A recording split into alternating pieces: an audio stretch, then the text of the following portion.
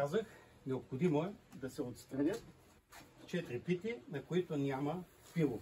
Метода е подходящ за прилагане рано пролетта, когато количеството на питите с пило е до 6, както и късно есента, какъвто е и случая.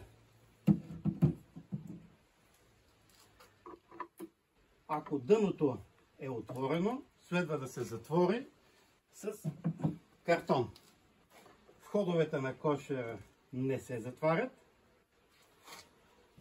а пчелите след около час започват да излизат от кошера, правят брада пред входа и по стените. И така вече сме отстранили 4 пити. Поставяме първият по-висок разделител отстрани. Това са питите, които ще ги обработиме, които са с пчели и с пило. Поставяме първата пита отдолу. Поставят се плътно. След което се редуват по-късите разделители един до друг.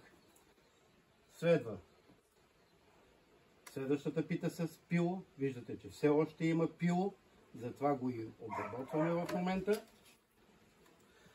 Следва по-късия разделител и така докато ги подредим всичките. Като накрая се поставя самото устройство, с което ще постигнем загряване на питите с пило.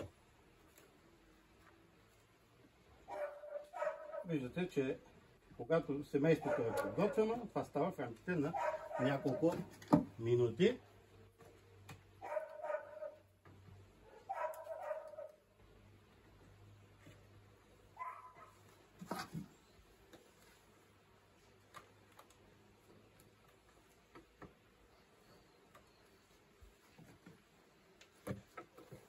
Така, това е всичко, което се изисква от нас.